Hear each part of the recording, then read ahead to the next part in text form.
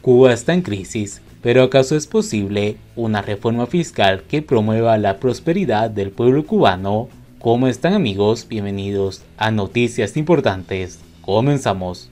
El principal objetivo de la reforma debe ser lograr que la política fiscal del régimen sirva para estimular la eficiencia, la competitividad, el crecimiento económico a medio y largo plazo de todos los actores económicos. La respuesta a esta pregunta es que sí, pero hay que ponerse a trabajar cuanto antes y hay que hacerlo bien. En realidad, si se mantiene inalterado el aparato conceptual e instrumental que existe en la actualidad, no se va a ningún sitio. Hay que tener voluntad política para pensar de forma alternativa y avanzar en una reforma fiscal en profundidad para Cuba, en un momento en que la economía se encuentra inmersa en un escenario complejo, incierto y que se está teniendo los efectos muy negativos sobre la actividad productiva y la población. Por mucho que parezca improbable, la Constitución Comunista de 2019 deja abierto un amplio espacio para acometer una reforma tributaria como la planteada. La reforma fiscal que necesita la economía debe tener un enlace estratégico,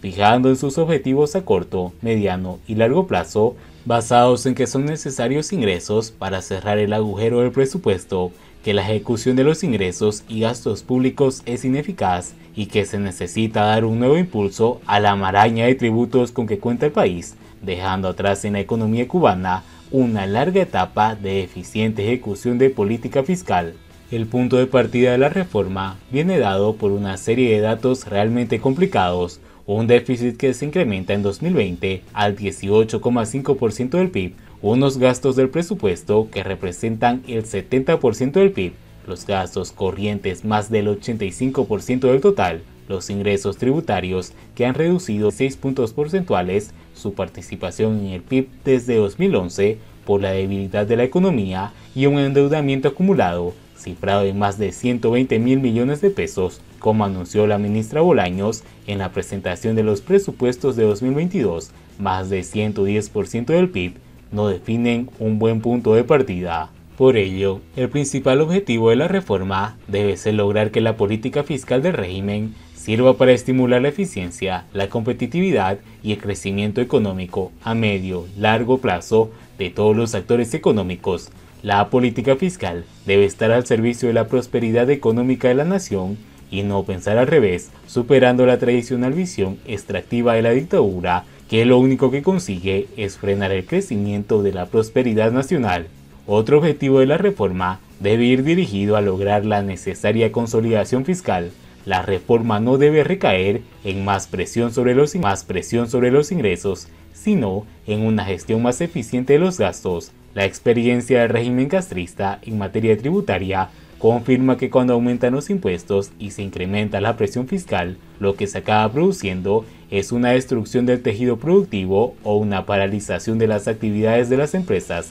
carentes de recursos para implementar con autonomía sus planes. En ese sentido, las maniobras recientes de la dictadura para hacerse del control con el presupuesto de los gobiernos locales, mucho más eficiente y mejor gestionados que el central, por su superávit continuo, lejos de contribuir a la necesaria armonización fiscal del territorio, van a acabar creando comunidades de primera y de segunda, aquellas con ingresos en aumento y opciones para gastar, las otras condenadas al empobrecimiento estructural. Detrás de estas prácticas, no cabe duda que el objetivo de la dictadura es recaudar más y hacerlo de los gobiernos locales, que, en gestión, se caracterizan por superávit y no déficit en sus cuentas. No es extraño que el régimen tenga dificultades para imponer esa acción de control sobre los presupuestos locales y utilizar sus competencias para descargar hacia los gobiernos locales excesos de gastos que pueden enjuagar de ese modo con mayor recaudación relativa de estos.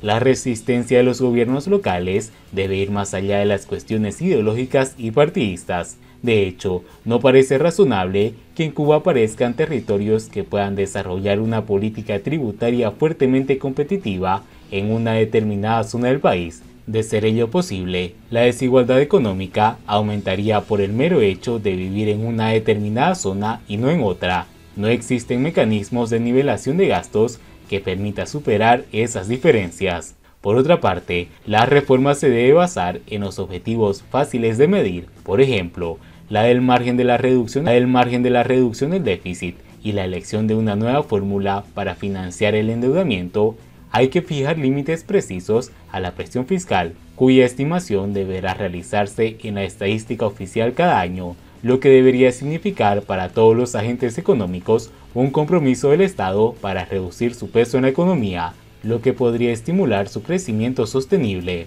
Los retos planteados están ahí. Cuba necesita asumir cuanto antes una revisión en una profundidad de la maraña compleja, injusta e ineficiente de su sistema tributario, y más aún del no tributario, que proporciona más ingresos al Estado que los procedentes de la recaudación de los tributos oficiales. Si se acierta, el país podría lograr una suficiencia económica imprescindible para sostener los recursos públicos y avanzar sin déficit que lastren el crecimiento y recuperar la senda de la consolidación fiscal tras la creciente crisis provocada por el COVID-19, que ha disparado el déficit y el endeudamiento de la economía a niveles sin precedentes. La reforma fiscal propuesta debe cimentarse en los factores que superen el ámbito específico del corto plazo, como la política monetaria practicada por el Banco Central, financiado con bonos soberanos, el agujero de las cuentas por medio de la colocación en esta banca estatal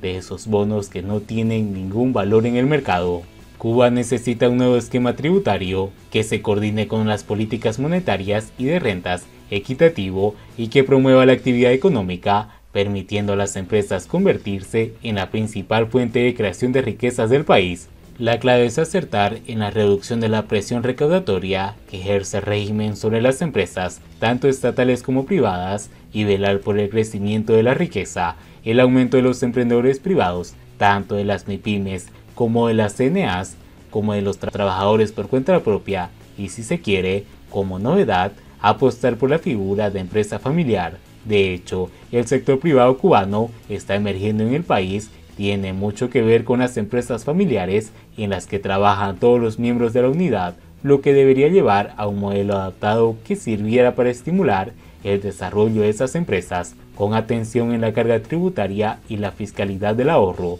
Todas ellas deben disponer un marco flexible y poco intervencionista para desarrollar sus actividades. Se debe promover una mayor eficiencia del gasto a aquellas partidas del presupuesto que estimulan el crecimiento económico, como las infraestructuras, que están detrás de la formación bruta de capital fijo, que alcanzan en Cuba un porcentaje inferior a la mitad de la media de países de América Latina, lastrando el potencial del crecimiento. Más gasto en inversión pública y menos en gasto corriente es uno de los principios de la reforma, y en este sentido, la atención al gasto corriente debe ir dirigida a la consolidación y la reducción, porque hay muchas políticas que pueden ejecutarse de forma distinta y evitar el derroche del gasto.